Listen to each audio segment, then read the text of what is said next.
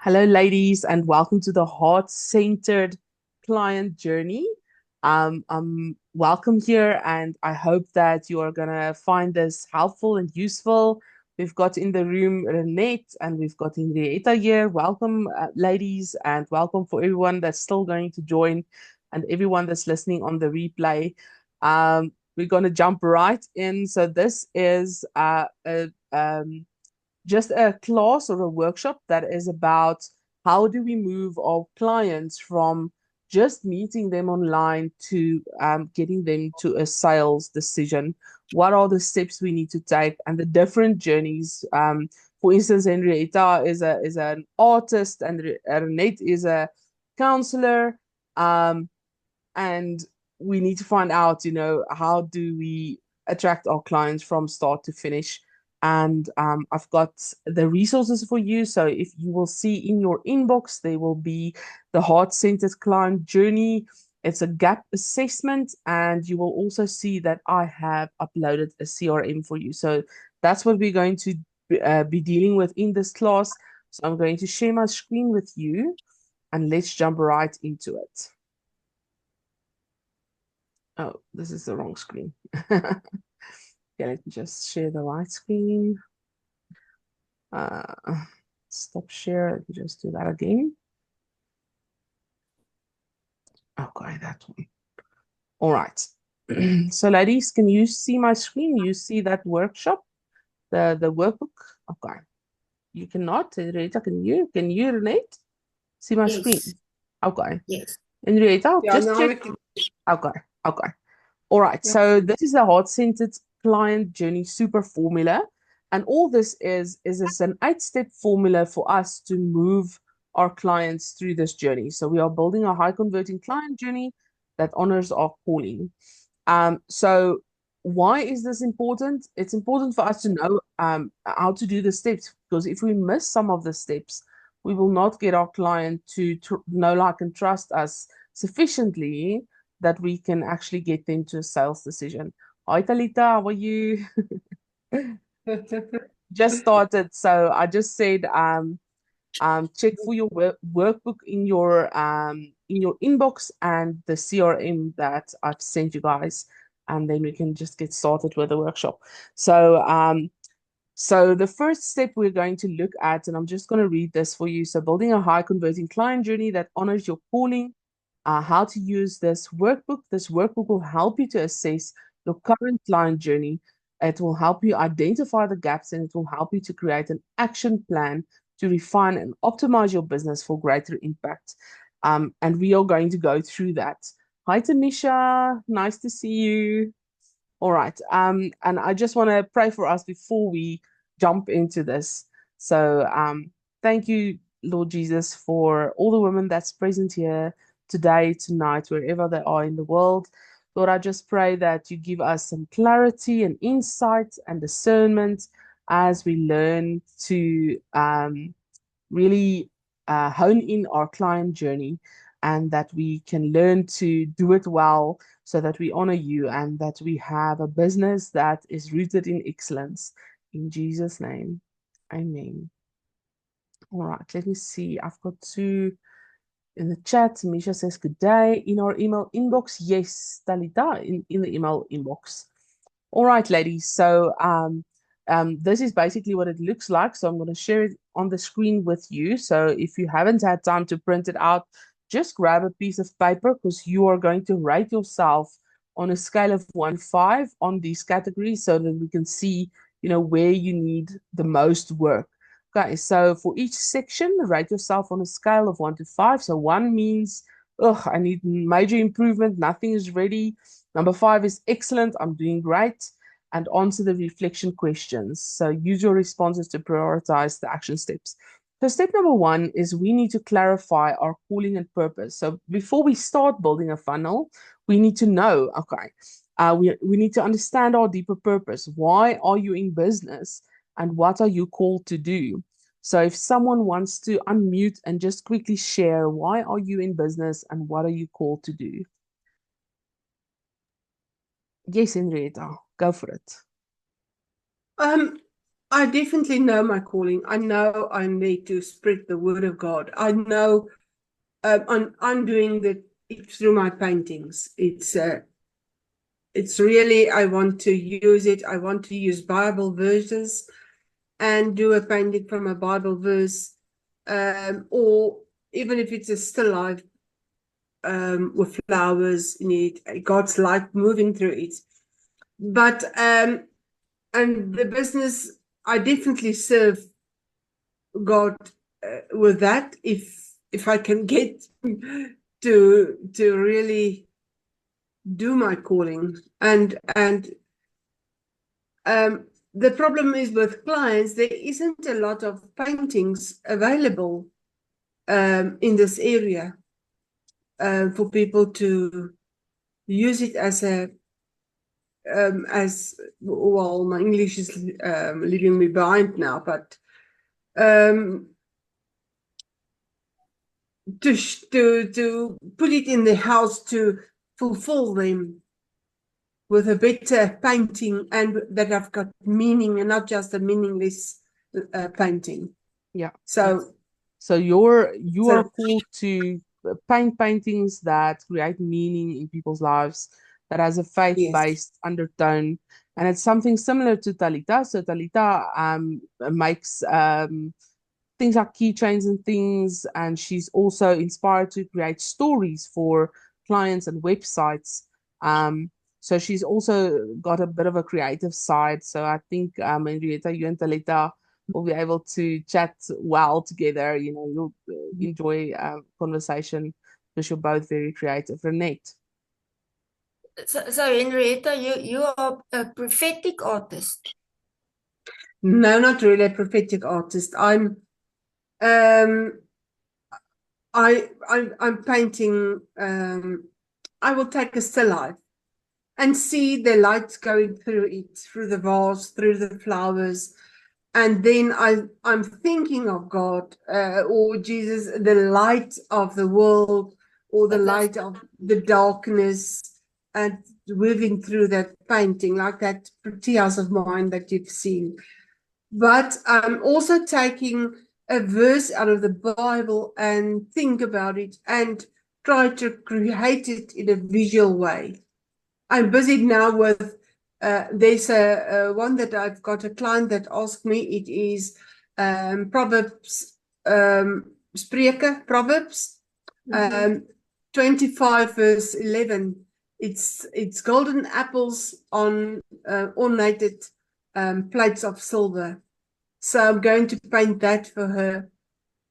Um, it's only plain apples, and it's golden apples on this plate, but it says wisdom of God, wisdom. But So that's prophetic. I'm not sure. Perhaps my English is leaving me No, behind now. yeah. Yeah, yeah, Okay, so good. yeah. Awesome. Renee, do you want to share what your why are you in business and what are you called to do? Well, I know I'm here to restore broken families and broken people. So the people I work with are very broken usually. Um, and I want to put my business now on the social media platform, but to me it's a struggle. I'm not you. It's a struggle, but I know I must do it. Yeah, yeah, I must begin to share my knowledge yeah, and my know-how, and I don't care even if I don't get paid for it. I must just share and just give it out. yeah, yeah. And that's why you're in the same expertise program so that you can learn how Yeah. to do that. Okay, so the outcome for this first part, the clarify your calling and purpose, is that we have a clear and authentic messaging that resonates with our audience's core needs and their values. So we need to look at, you know, who are we serving, what are we serving them with, and what is the specific problem that we're solving for this client before we start our funnel. So I want you to rate yourself on a scale of 1 to 5 with clarity and clarity in your calling and your purpose. So write yourself there, and there's some questions that you can ask yourself. Some questions are, what is the specific problem that you solve for your audience? How does your business serve your faith and your values? And then, is your message clear and compelling to your ideal clients? So I'm going to give you a minute or two. Just give yourself a rating and just write some notes there next to the questions for yourself. And then some action steps. Decide on some action steps. And then I'm going to call on you to share your action steps with us.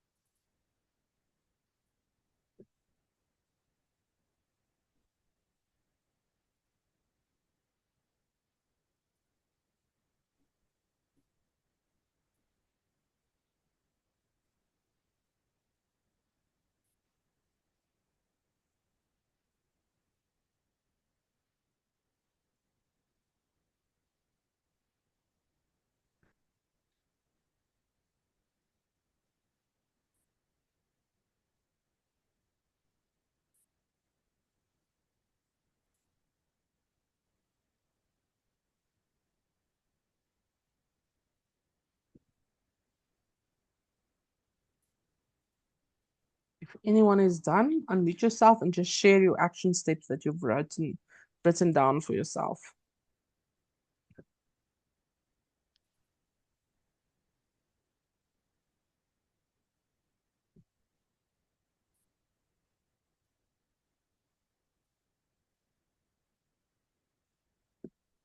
Yes, me. All right, share with us. Okay, so I know my specific problem. I know what I'm supposed to. It's serving my faith and my values. My message, I do have a message. It's clear and compelling. So what must I do? I must just do it. Yeah. I must just go on Facebook and I must do videos and I must just do it. Okay. So you've rated yourself on a scale of 1 to 5. How much did you give yourself? Well, the do's thing is 0. It's 1. I've got my content and everything, but I do not put it out. But you have to do it. Okay. But you are clear. You are clear on your calling and purpose. Yeah, that's clear. Okay. I've got it, and it's working. Okay, Well, good. In my private life, in one-on-one client, yeah. Yeah. Okay. Right. All right. Yeah. Who else wants to share?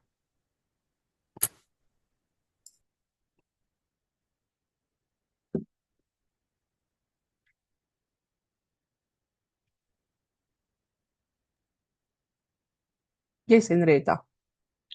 Well, I'm clear about my clients. I'm clear about it, but really, like Renette, getting clients is my problem. I've got one client now through Facebook, but he's an old friend that asked me for the painting, so Yeah. she knows me very well. Yeah. I've done a painting for her before, so yeah.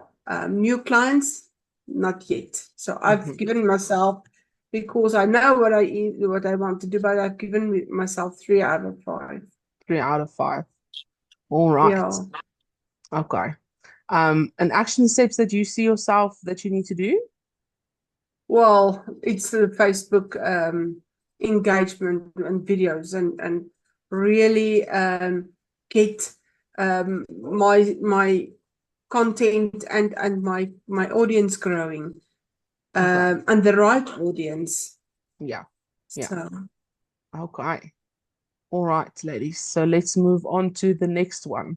So number 2 is attracting with authentic content. So this is where the doing comes in. This is now where we need to generate the leads. We need to find the people that we can help, the problem that we can solve. So it's important for us to do this because we want a consistent stream of leads who resonate with our heart-centered message, and we want them to feel connected to this journey. So we are creating a high-value content that attracts our ideal clients while providing them with real, relatable solutions. And the questions that we need to ask ourselves in this category is, do you have a clear lead magnet? Do you have, let's say, an ebook, or is it a checklist?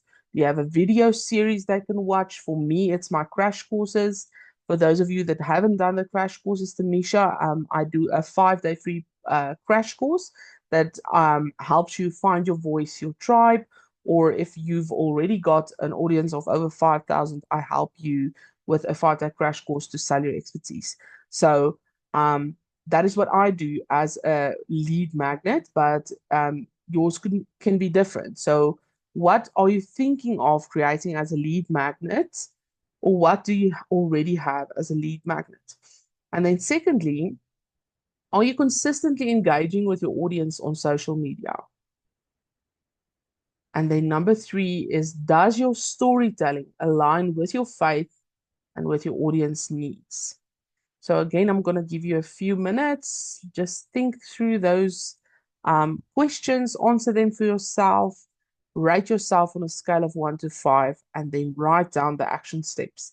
And again, if you're ready, I don't want to say shout out the answers, but unmute yourself and then tell us your action steps that you want to take.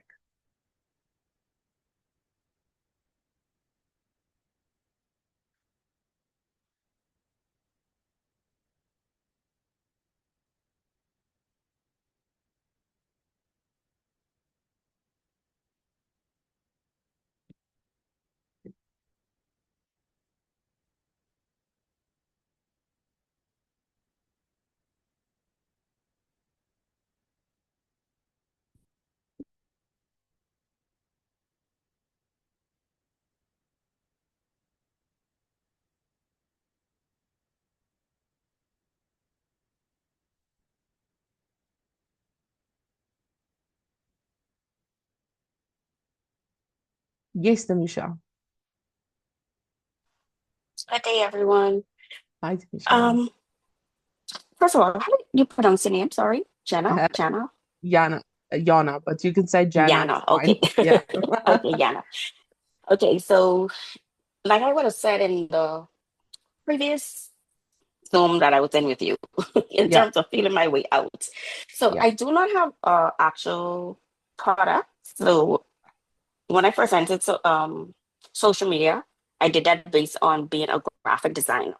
Mm-hmm. In the past 2 years, I have not been really focusing on graphic design. I've actually been building a physical business with my daughter, which is event planning.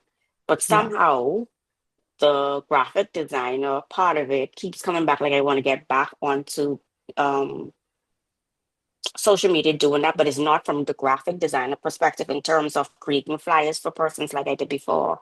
I Yeah. want it to be based on creating journals. So I've created Mm-hmm. a parent and umbrella journal for myself that I put on Amazon. And I Mm-hmm. have done several Canva classes showing persons how to create their own journal. So Yeah. that's an avenue that I want to go back in.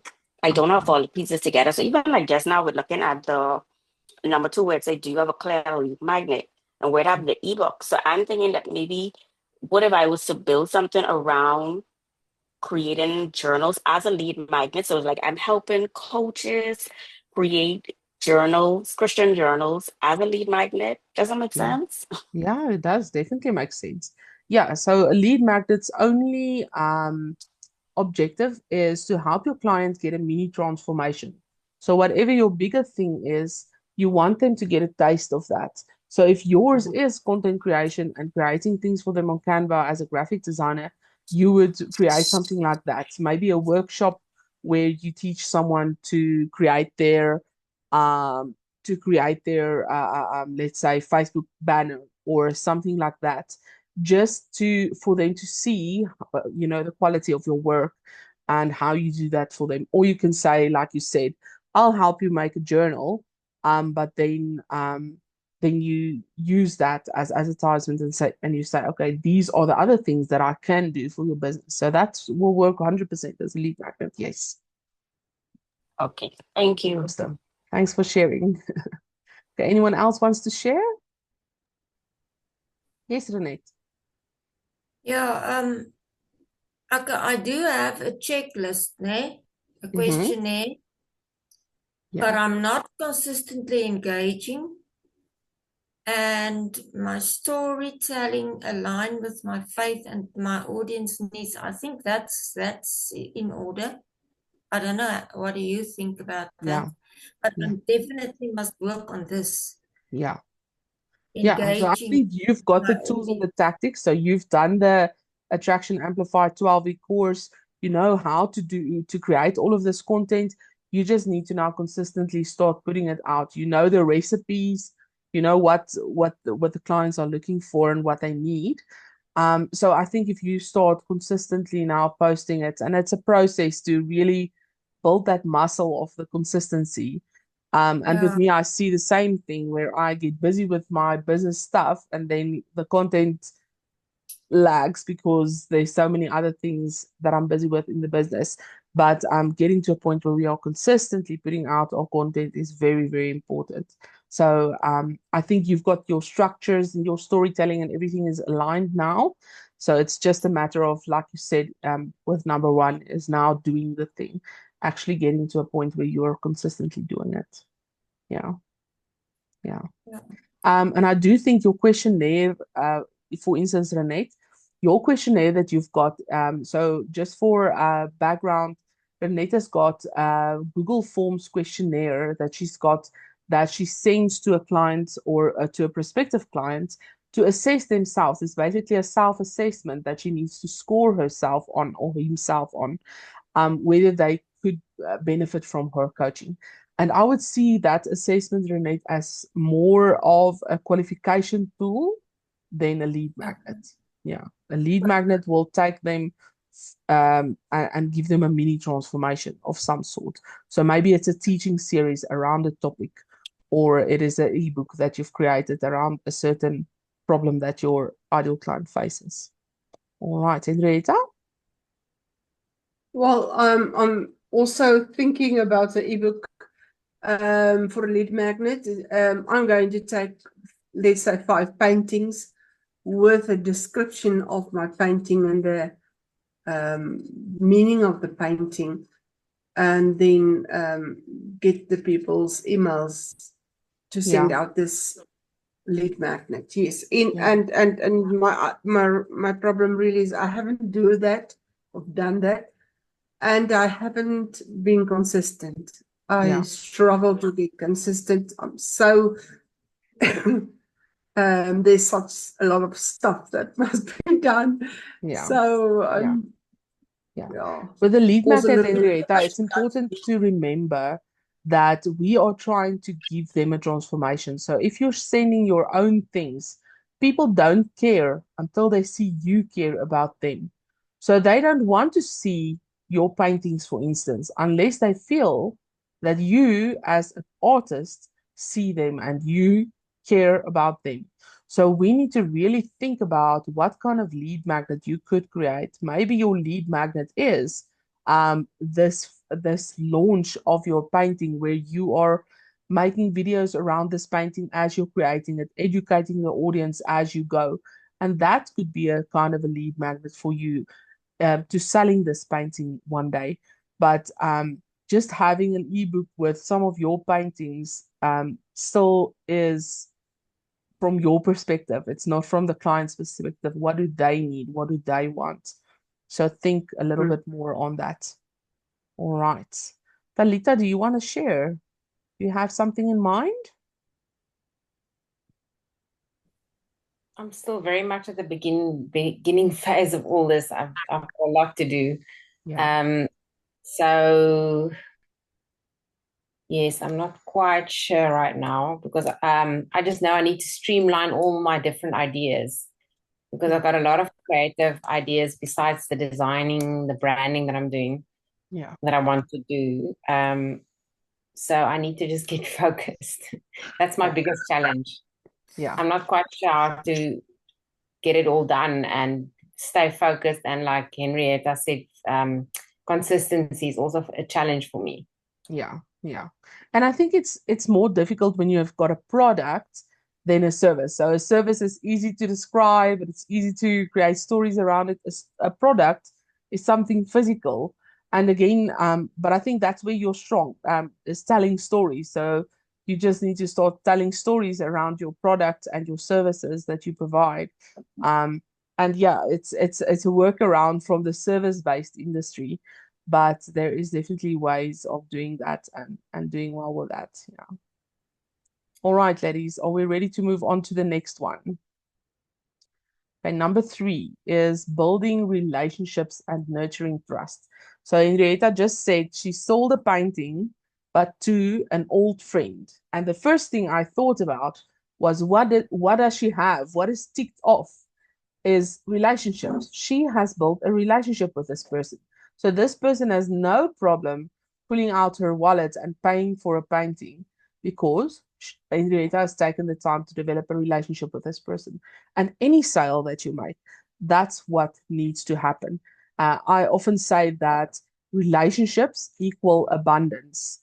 And it really is like that. Is when we understand that relationship equal abundance, the more relationships we foster with our ideal clients, with our prospects, the more we will be able to make sales. So let's look at the nurture sequence. So the nurture sequence, or building relationships and nurturing trust, it is to serve our leads or our prospective clients with free value and personalized follow-up to nurture trust using email marketing or social media interactions.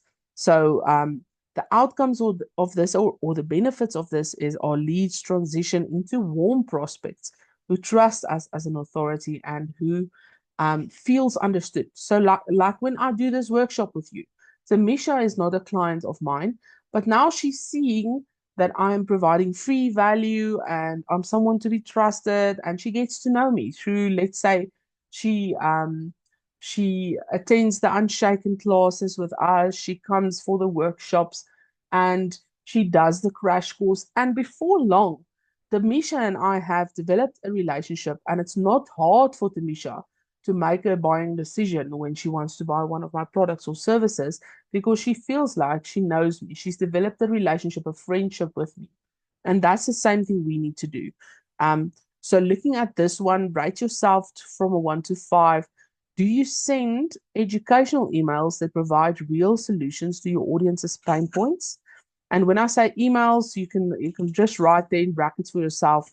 This could be content as well, because I don't have an email marketing system at the moment. I use social media as my main strategy.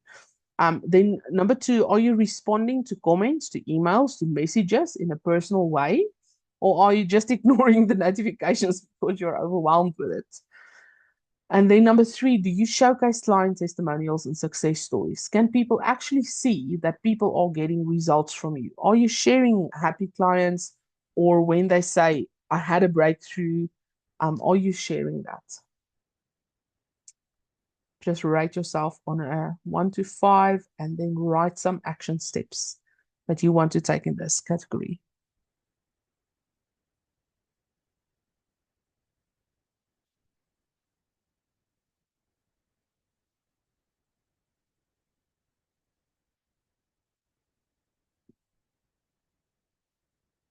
Then share with me if you're ready.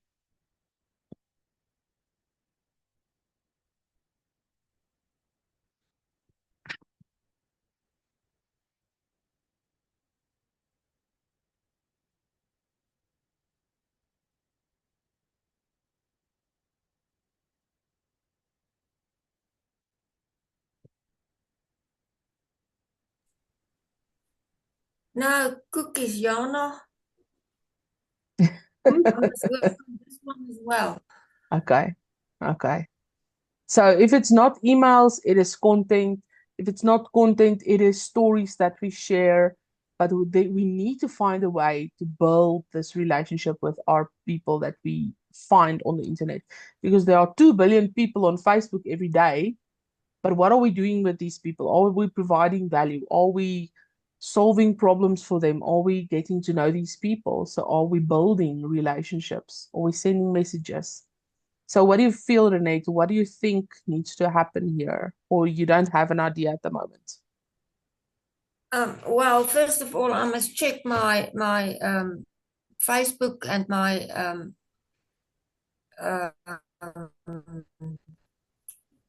Well, for your my social notifications. media, Yeah, yes, I must check that every day. I don't do yeah, that every day. yeah, yeah. And it becomes work when you have, let's say, 100 people that you're following up with and checking in on. So we always talk about a list like your dream 10. Who is your dream 10? You should always know who are the next 10 people who are most likely to buy from you in the near future. So you should have a list of that top 10 people. And you should be following up with them very regularly, at least, let's say, once a week. Then you need to have a top 100.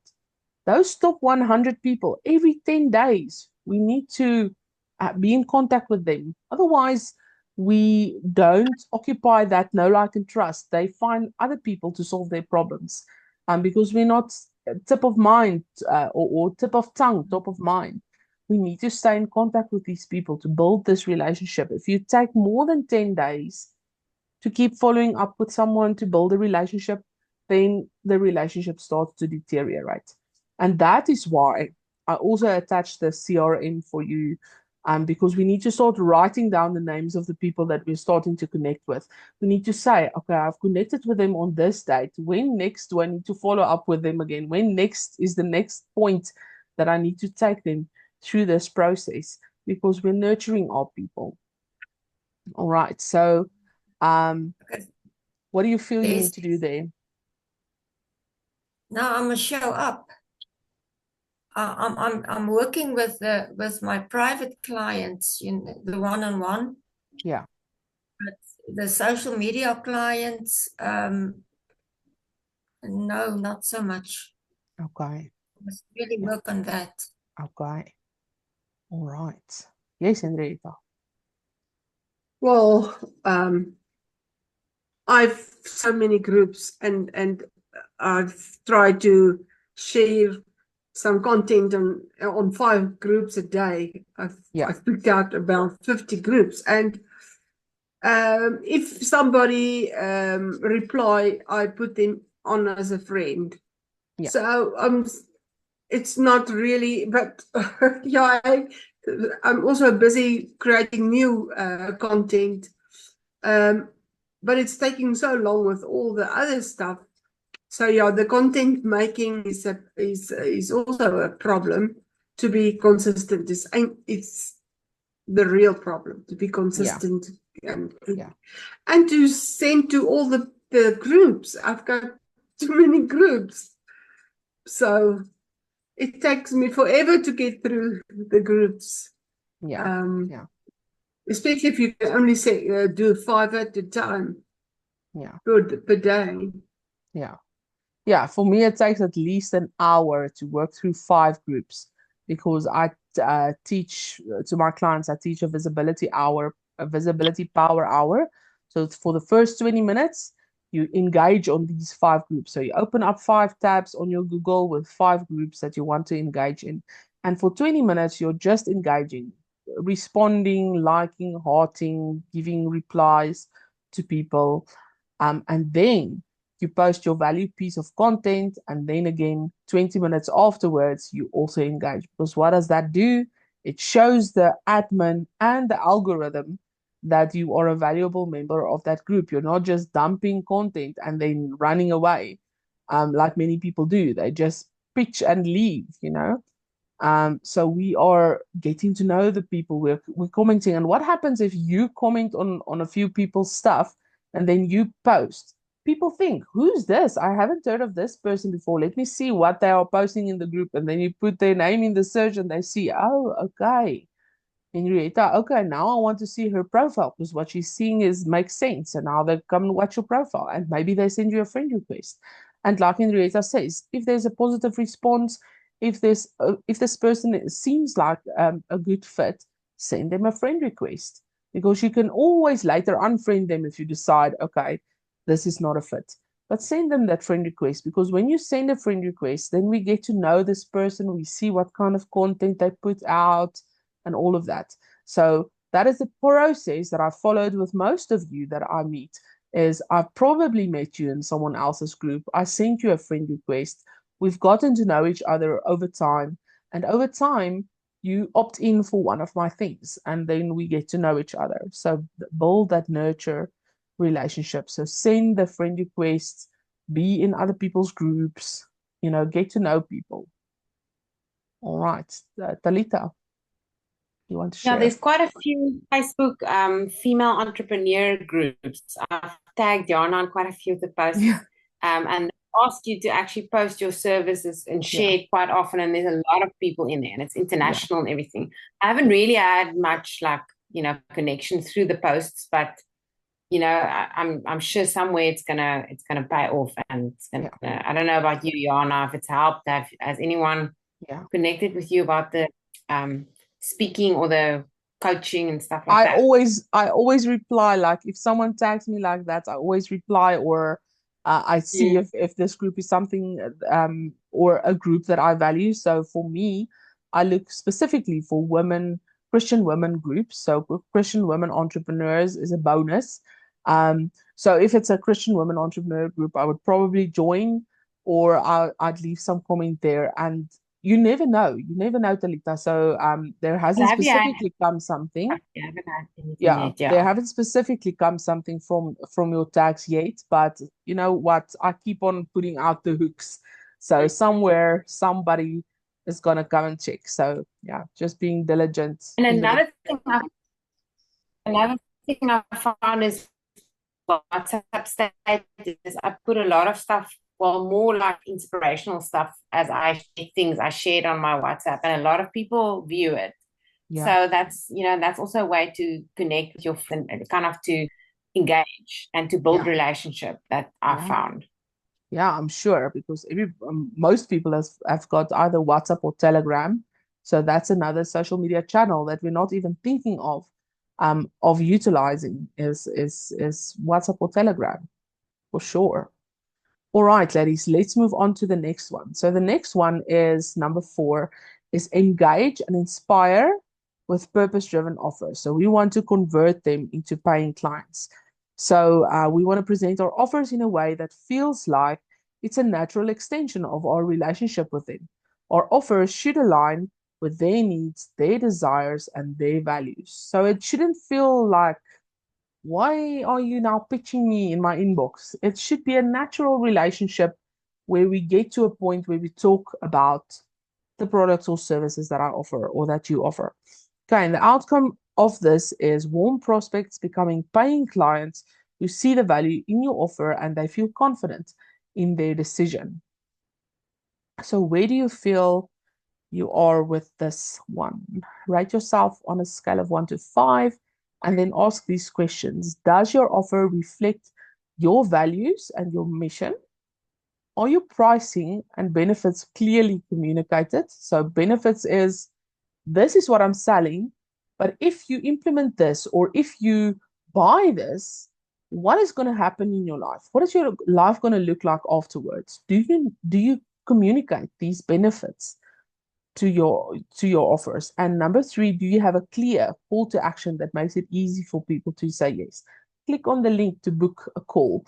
Here's my website if you want to buy the product. Are you making it easy for them? Or do they need to search for 20 minutes on your Facebook page for a website address, and then on the website address there's anything but the product payment link or whatever? Are you making it hard? Okay, let me know. So, Jana? Yep. Will my questionnaire fit in here?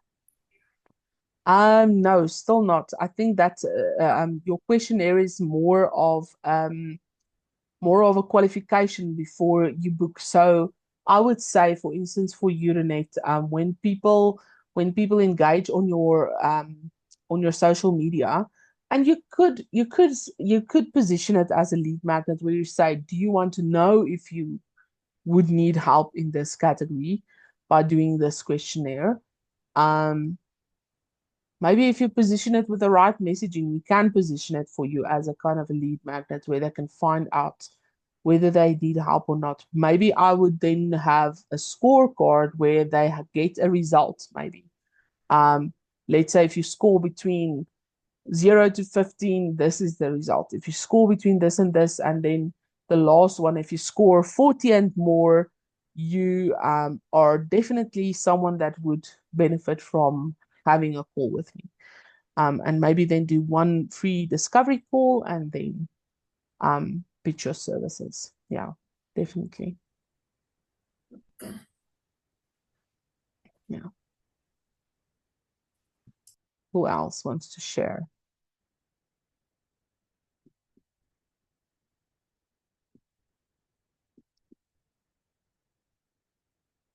And like Tamisha now says, she's in a transition period, so she's not nowhere. I don't think you're so anywhere near making offers right now, Tamisha. You're still figuring out what it is you're going to do. But something that's very important in this process is knowing, what is my values, what is my mission, because we are trying to build a legacy project. We are trying to build a business that we don't want to escape from. We are trying to build something that we never have to work with. I'm not sure who said it, but I think it's Jim Rohn who said, if you work in the field of your passion, you will never have to work another day in your life. And that's what we're aiming for. We don't want to create just another job where you sigh to go to work and you don't want to get up on the weekends or whatever if you need to do something. You want to do this for fun and get paid well for it. This needs to align with your values and your mission. That's what we're creating, a legacy project. All right. Who wants to share? Who else wants to share?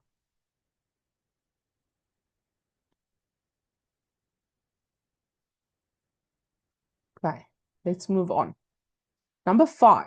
Number 5 is serving and fulfilling with love. So here we have got the client, but we need to learn how to retain our clients and how to really have a good impact on them.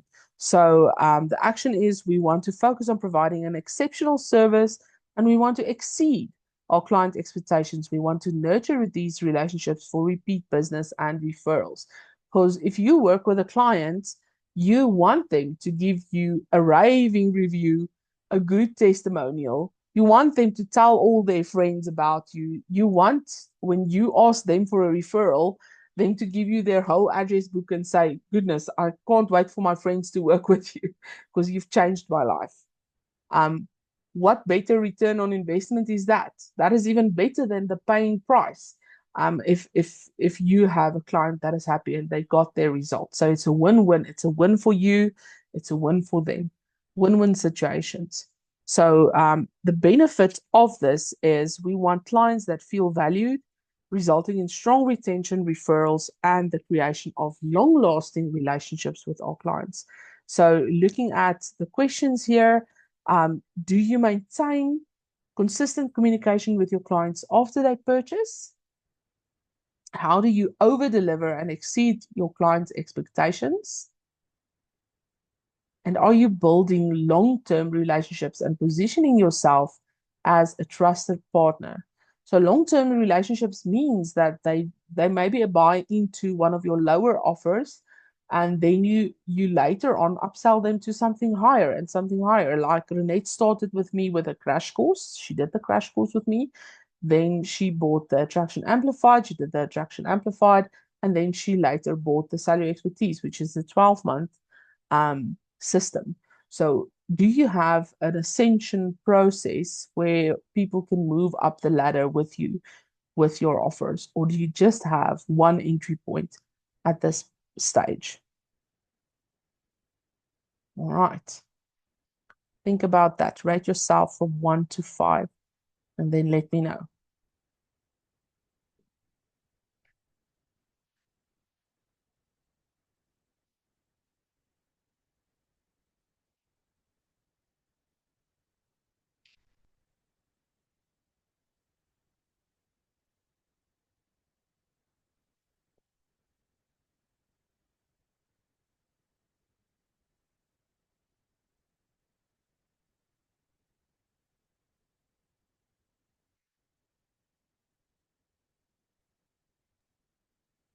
Jana?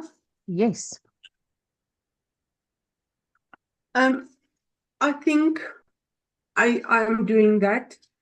I don't do consistent communication, but I've really served my clients if they weren't satisfied with the painting. Even if I'm not satisfied with the painting that I've already given to them, and I visit them and I see that painting, and I say, no, I want that painting back. That color is not correct. There's something I want to change. And then I will change it for free. And so it's over deliver. Yeah. And I have a long relationship, and I've done a few paintings for people that already had paintings from me. Yeah. Yeah. Yeah. Yeah. And I think there is a difference between um, exceeding expectations and extending yourself to a point where you are now breaking your own boundaries. You are bending over backwards. You are moving into your rest time, for instance, to really help out a client or whatever. So make that distinction from the beginning that yes, I do serve with excellence.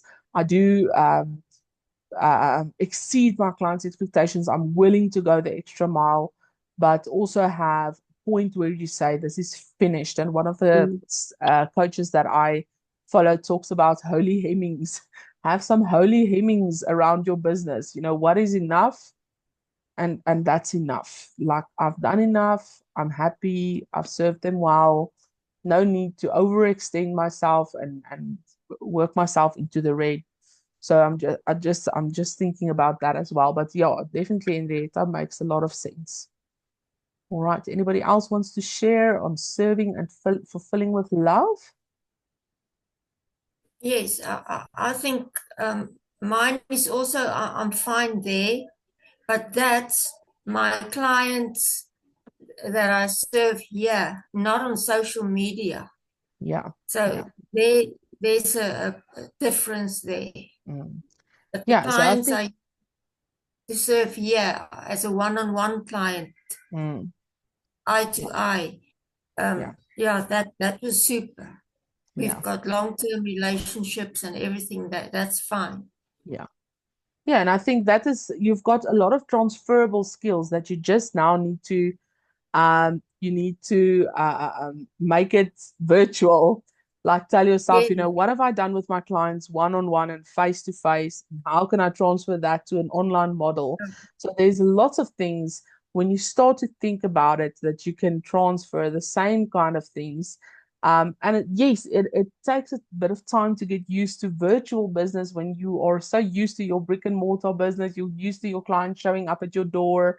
But there's a kind of a freedom when it comes to virtual because now you no longer need to sell to your next door neighbor. You can sell to the world. And this opens up so many doors for us. So yeah, definitely, Renate, I can feel your pain in like, how do I do what I've done here and duplicate it online?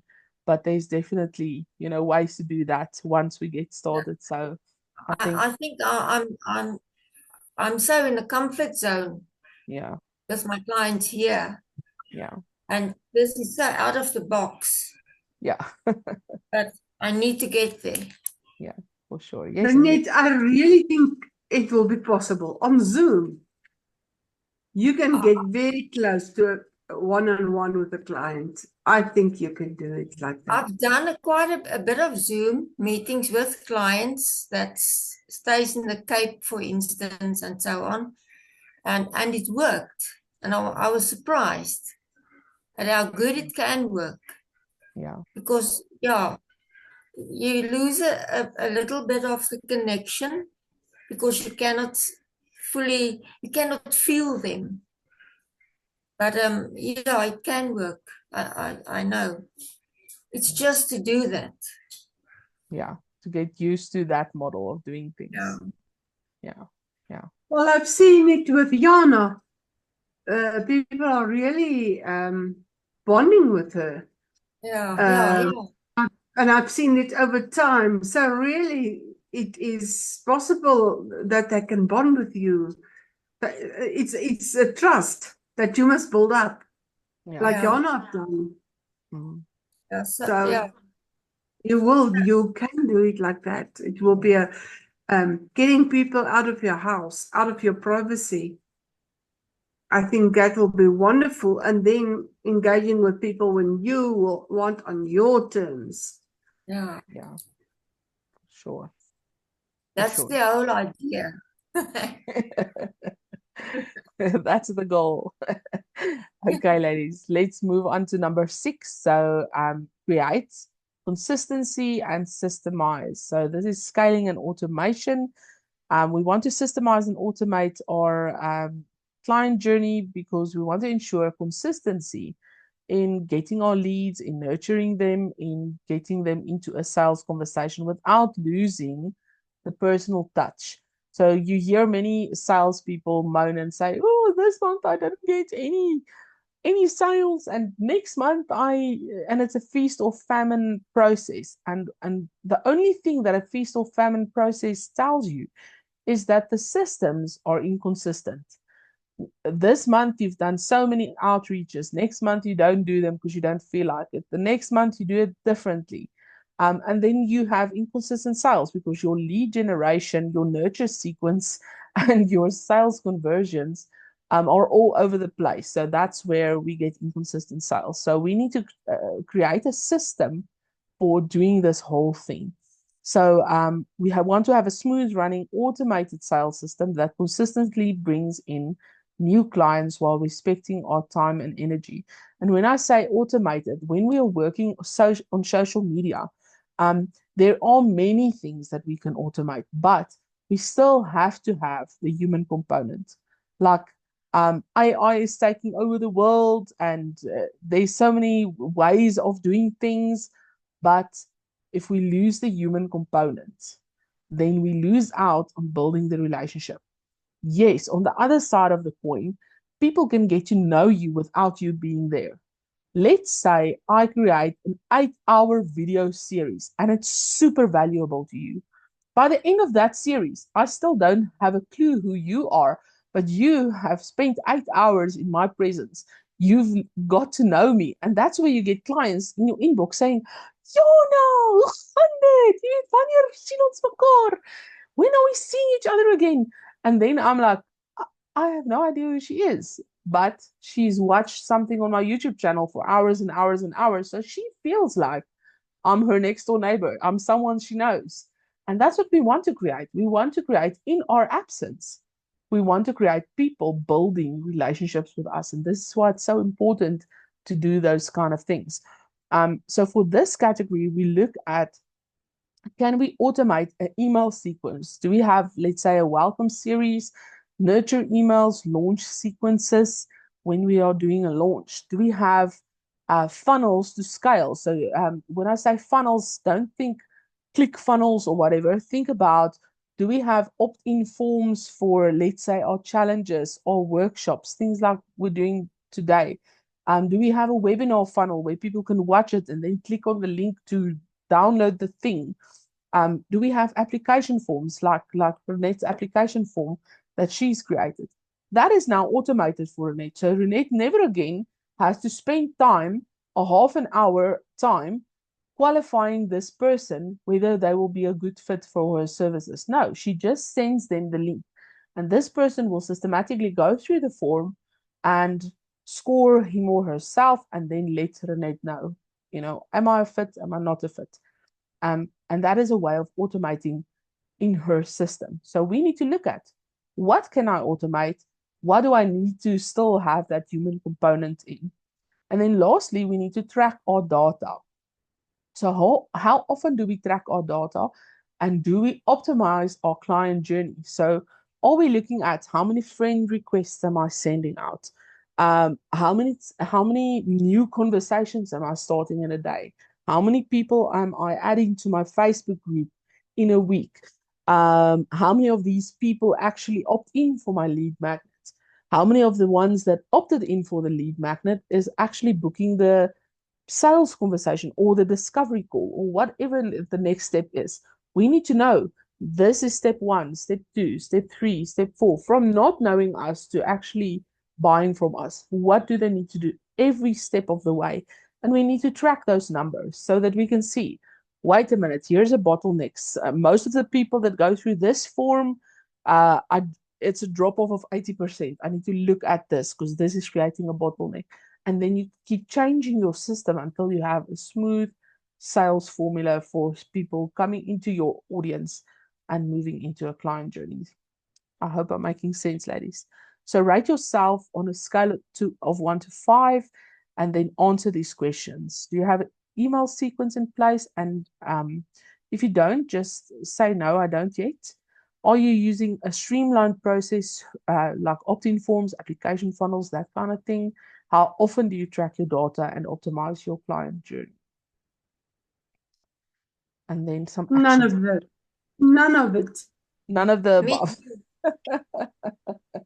Henrietta, I'm with Really? you. So Yeah. we better shape up, eh? Yeah. Makes me think of Really? that song of Grease. Better shape up, up, up. All right. So to be honest with you, ladies, like for instance, email sequences, I still don't have it in place 9 years later. For some reason, it never got done. This is something that I still need to do in my business. And I've gotten away with it. But there's a point now, and I filled in this full questionnaire before we did the call so that I can see what I'm doing. And definitely my email is definitely a bottleneck. So I have to fix this. I have to figure it out. I have to implement this in my business, for instance. So don't feel like you're the only one. There's many people struggling with this part. And that is why we do the courses to learn how to systemize and to scale and to automate our things. All right. Any action steps that you think you need to take here?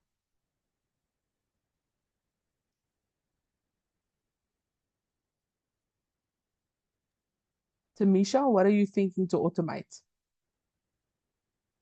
Can you systemize or automate something in your business? Sorry, give me a moment, please. I do apologize. Just No one worries. second. No worries. No worries. Henrietta? Yes, I definitely can automate. For instance, what do you call it? That every week's content that you must put in, and the hero stuff, and the questionnaires, and so that you can automate. So it's a consistently, let's say on a week, on a Wednesday, you can consistently do that. Yeah, your So scheduled that will Facebook help. post. Yes, already with your algorithms and that type of stuff. Yeah, yeah.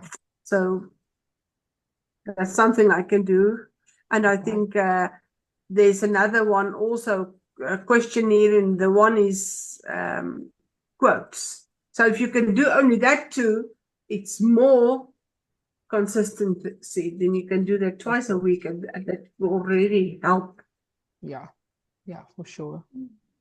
Mhm. Yes, Renee. Yeah, so that will be the heart and the head posts, stuff like that. Yep, yep. Okay. Yeah, so let's say for instance your branded quotes or things like that that is just pictures, you can schedule it on your Facebook to go off automatically. And I'll show you guys in class. If you don't know how to do that, I'll show you guys still in class. I struggle with that one, Jana. Okay, we'll definitely make a note of that, Renette, so we can do that on Saturday. You can look at that on Saturday. Yeah. Talita? Anything you see that you can systemize or scale or automate so far? Oh, I'm also at the beginning. I need to do all of this stuff. Yeah. Yeah, I need to first get my clients, and then I can send out stuff. But it also depends which part of the business I need to really streamline, because the main thing is, sorry, is the frosted berry, my design, digital design. But then I've got all these other streams that kind of connect. Also art, and I love creating things. So I've been getting really great ideas, even for shoes and stuff. So I just need to find a way to do it all. Yeah. Yeah. Yes, Henrietta. What did you say now? What did you say now about practically doing what? What are you going to explain? Or Oh yeah, in the Salary Expertise class, we have a work-along workshop on Saturdays. So I will show Renette how to automate her like the social media um scheduling, how to automate that. Are you going to cover some of that Yeah. in that crash course or not? I think yes, yes. If you ask me, I will. Yeah. The crash course in March. So for those of you that don't know, we're hosting a crash course that starts in March. There's going to be a 9-day crash course. So I'm looking forward to that. Yes, Henrietta. I want to say to Talita, if you start putting in content in your Facebook, even if you don't know the people, you just start giving content that is useful, small things. After 2 years, they will know you, and then they will buy your products because they know you. So it's more you that they buy than the products. For sure. Yeah. They need to learn to trust you. For sure. All right, ladies, we need to get a move on. We are already at the top of the hour. So let's do number 7, cultivate community and lead with love. So this is all about tribe building. And this is where we build a supportive and engaged community that becomes a part of your mission. This community should feel like a safe space for growth and connection. Outcomes of this is we want a thriving community that supports our business and it amplifies our impact, because now we get to spend time with each other like today, and we get to help each other with our problems and talk about what we're struggling with. And what does it do? For me as coach, it helps me to understand what are you struggling with so I can create things that will help you move forward. It helps you because I'm moving you 1 or 2 steps closer to where you need to be by doing these workshops and things for free. It helps everyone because now maybe Henrietta and Talita connect with each other and they create something together because they're both creative, whatever. So we connected with each other like that. So that is why we need to look at how can we build a community. And you don't need a Facebook group. You can do that on school. You can do that wherever you want, a WhatsApp group if you want to. But start thinking about where are you going to start your community. So rate yourself on a scale of 1 to 5. Have you created a space for your community to connect? Is it a Facebook group? Is it a membership site? Where and what is it? Do you actively foster engagement through live Q&As, maybe discussions, maybe encouragement, like we are doing it in the Unstoppable Faithpreneur Tribe through the Unshaken sessions? We really get to know each other in there, and through the monthly workshops as well. So, and then are you inviting others to share their stories and to really build a sense of belonging? So it's not just about the knowledge and the expertise of it. We are getting to know each other. We're becoming friends. We are becoming acquainted with each other. We know each other's life stories and problems and issues because we see each other often. So building the sense of belonging. So where do you feel you're at with this? Write yourself and then just write 1 or 2 action steps with number 7.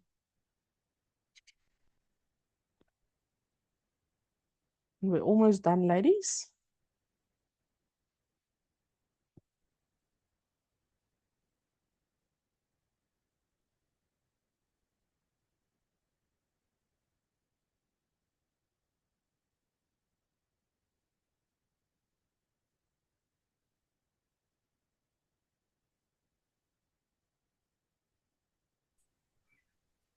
Yes, Okay.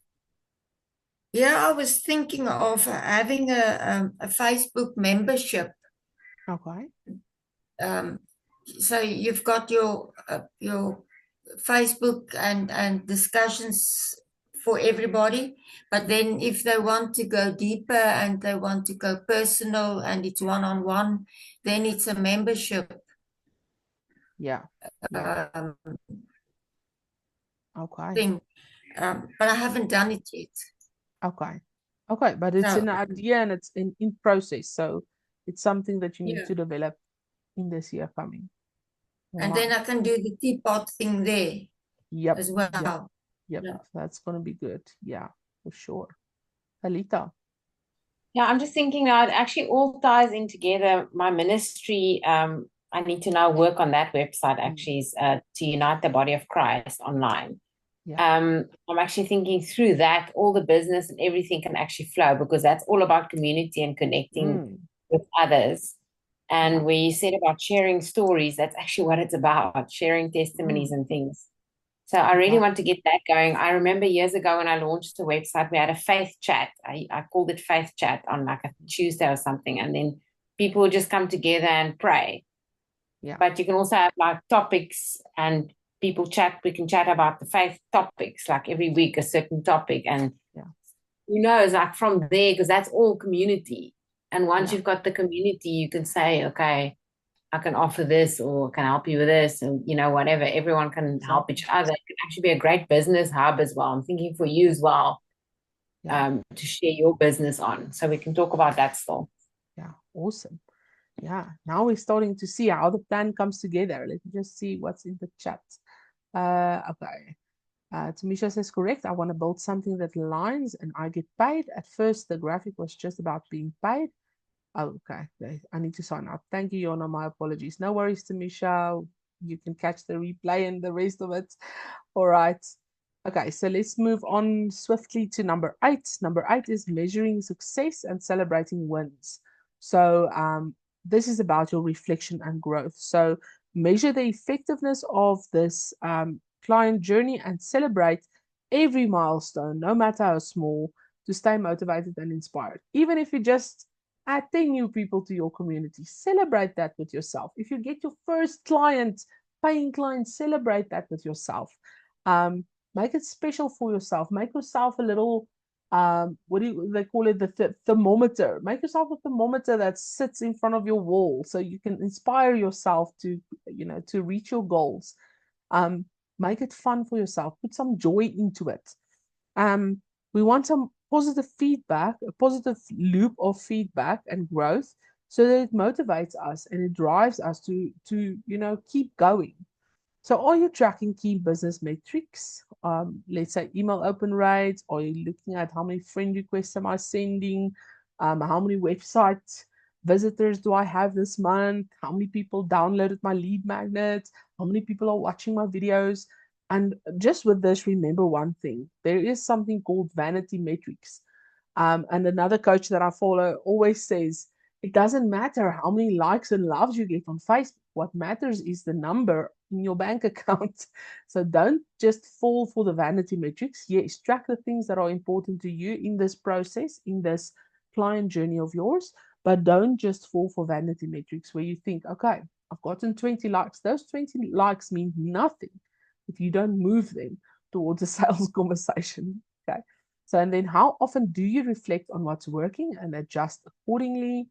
And then do you intentionally celebrate client wins and share the testimonials? So we talked about sharing testimonials for your sake, when people see this.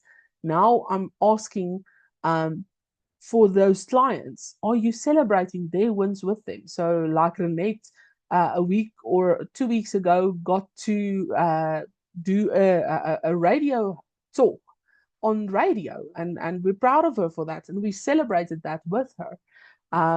One of my other clients is busy securing a governmental contract for gender-based violence, and she's almost finished with publishing her book. The book is going to the second editors now. It's almost published.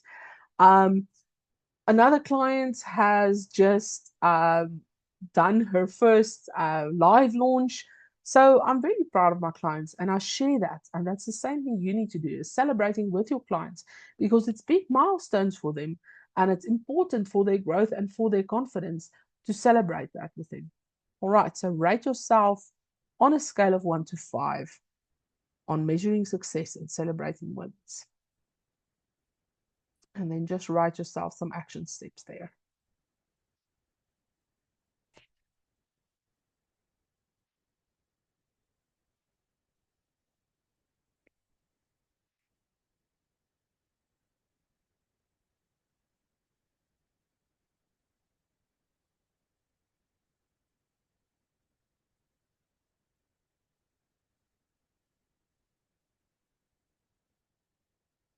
Okay.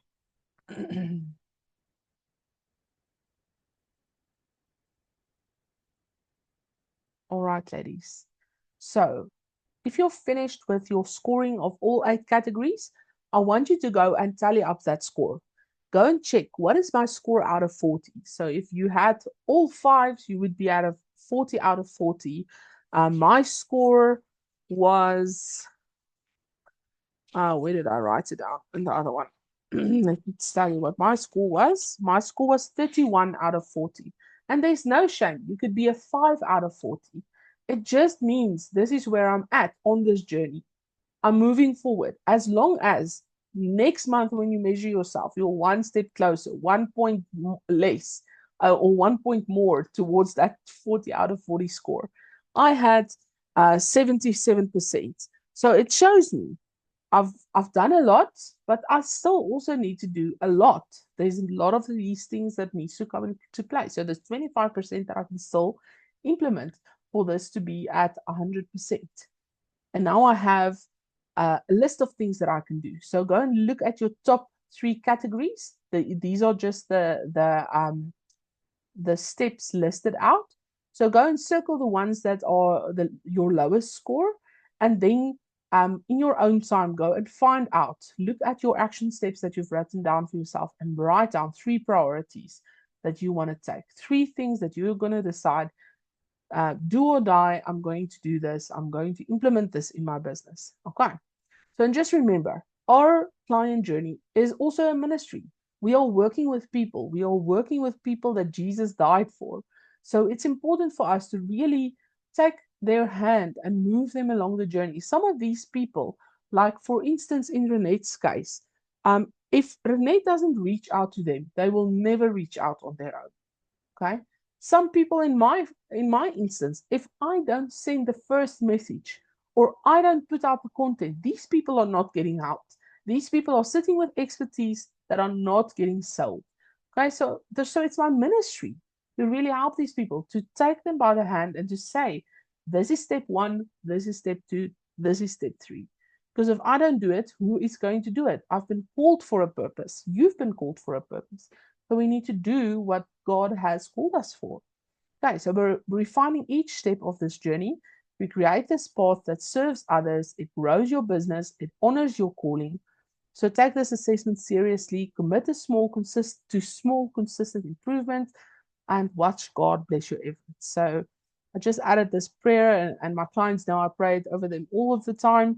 Lord, bless the work of the people that are here, of their hands. Help me to build a business that reflects your love, serves with excellence, and brings transformation to those that I am called to help. Give me wisdom, give me clarity, give me a heart to serve. Amen. All right. And lastly, I just want to share that CRM that I sent you guys. So any questions before we go over to the CRM?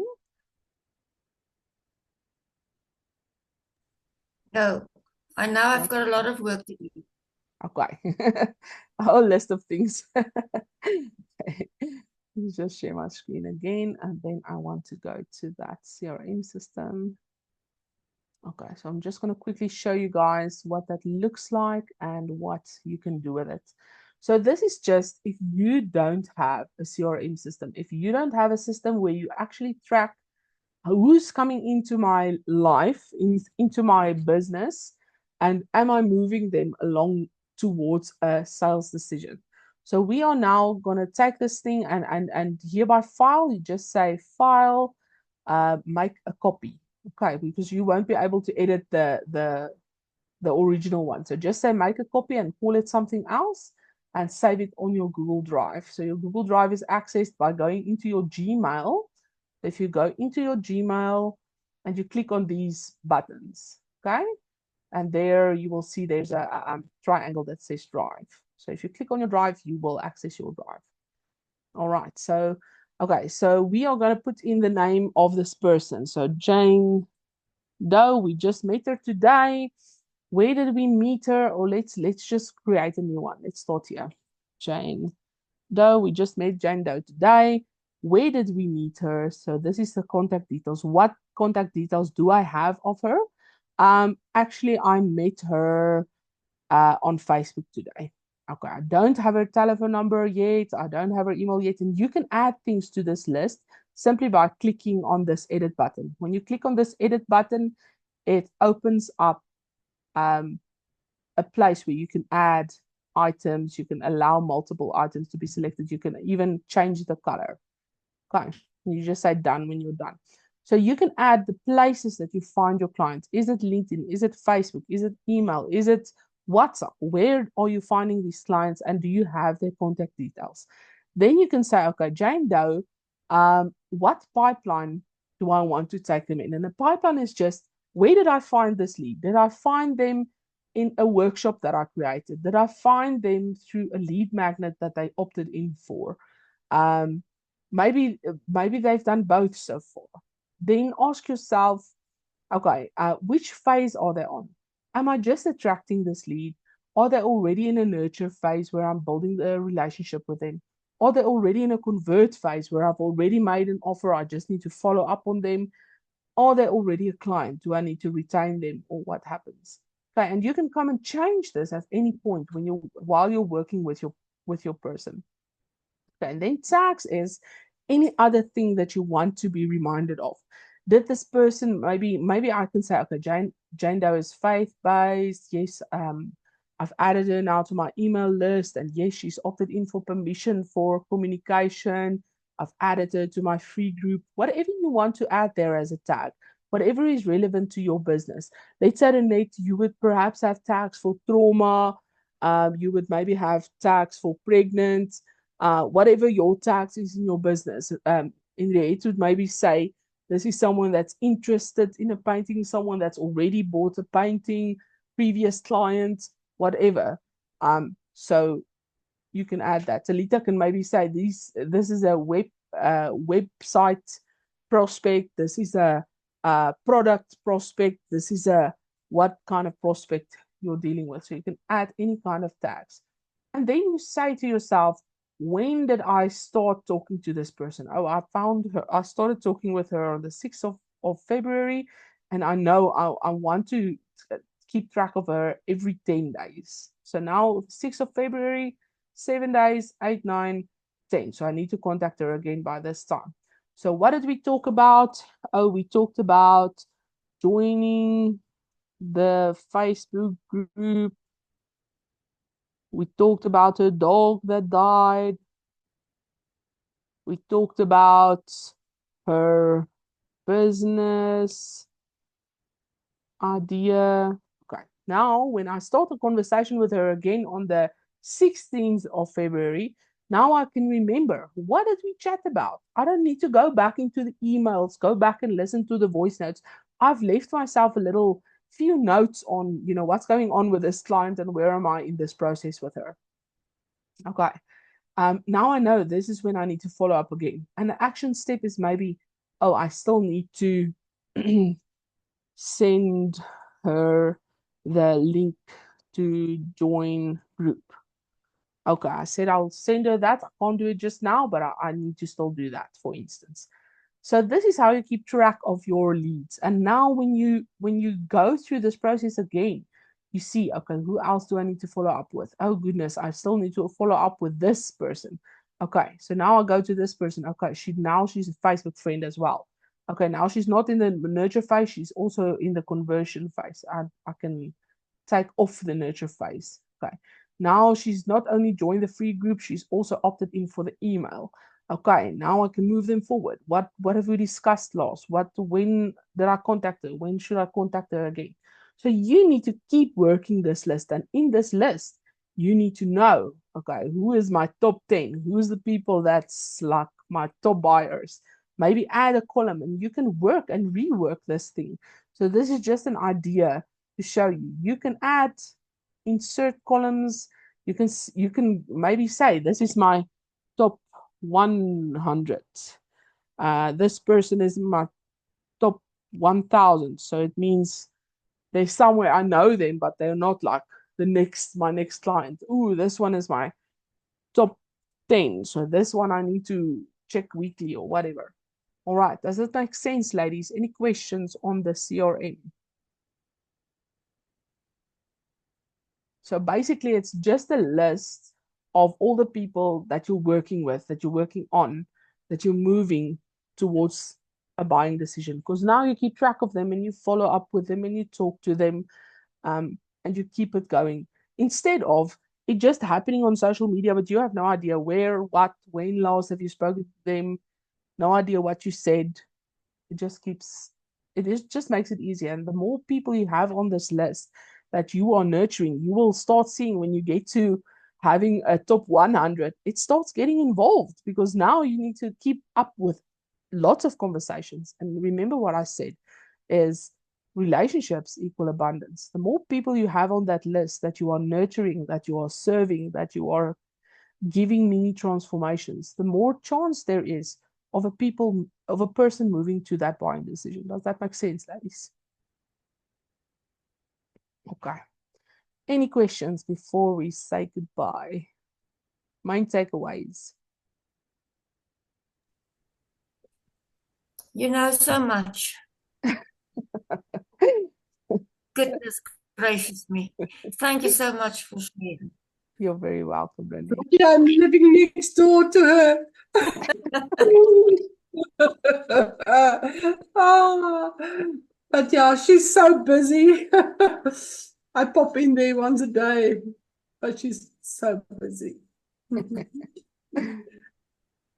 But this CRM will help a lot, Jana. Yeah. Just keeping track of what you're busy doing. Mm. Yeah. Mm. Talita? Thank you.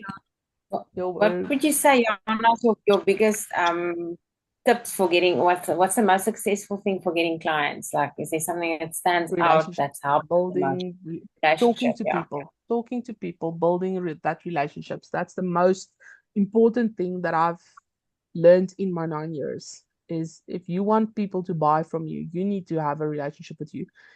People don't even read your content if they don't see that you care about them.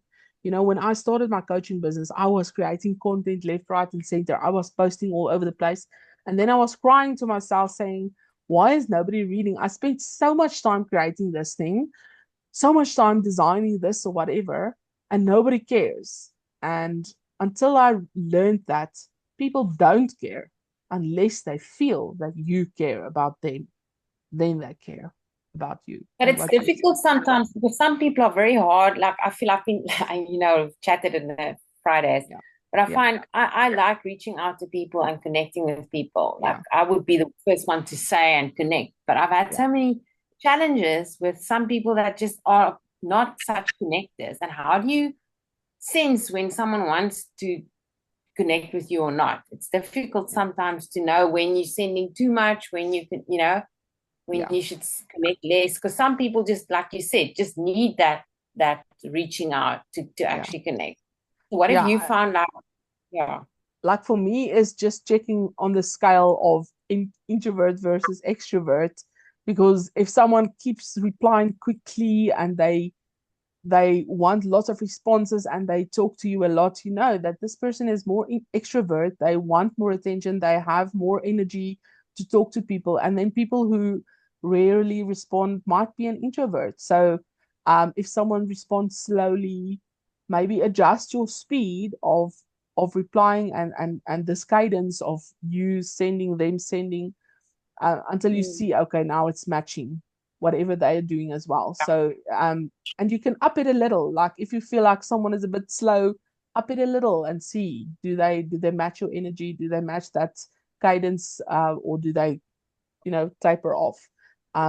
It's just basically emotional intelligence to start finding out. And I know, when you're on online sales and social media, it's a lot of rejection that you have to take, because people are so scared of scammers and spammers and just some weirdos inboxing you that you don't like. For me, it's even hard for me to open like a message that comes from someone that I don't know.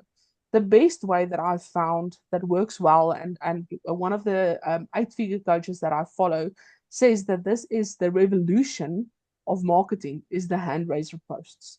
So make sure that you have an audience of the ideal clients, and then when you put out hand raisers, I'm looking for 4 women that wants to do this. I'm looking for 4 guys that wants to do 3 guys that wants to do this. Specific problem, a specific person. And then from the hand raisers say, thank you for raising your hand for this. I'm going to send this to you. Would you mind filling in an application form before we start? And then there you go. You've got your application form out. If they qualify, you carry on with them. I don't work with anybody if they didn't fill in that application form. And you know that, Talita, you've done the crash course with me. I do send that 1-page application form. If the person comes to that point and they don't fill it in, it tells me they're not that serious about that specific transformation because they're not willing to fill in a 1-page form. Then I can't help them because then they're not even serious about it. The hand raised, do you mean a Facebook post? Yeah, What do you Facebook mean post. Yeah. So the hand raiser is just a sentence that says, I'm looking for this specific person that wants to solve this specific problem. I've got a solution, whatever it is, a checklist, a cheat sheet, the workshop, ebook, whatever it is. And that's how you start getting interest, by giving a free, tiny free value, like a mini transformation that is in line with what the bigger process is that you solve for them. Yeah. All right. Any other questions, ladies? No questions. All right. So I know we all have a big list of things that we now need to put in place, but at least we know now. At least we know how to do that. Use that CRM. You're welcome to DM me if you get stuck on that a little bit. And I will just kind of explain to you again how that works. But use that CRM, write down the names and start moving them. Even if you put your family members in there and just play with it for a little bit until you understand it. It really helps. You know, in the beginning, that was one of the major things that I couldn't understand as a coach. Couldn't understand how they do that CRM. And I didn't have the money to buy this big system. And I didn't know how to set up this CRM. And that's why I created this, because I know there's many people still on the brink of, you know, I can't pay 2,000, 3,000, 4,000 Rand for a piece of technology that I don't know how to put in place. So this list just helps you stay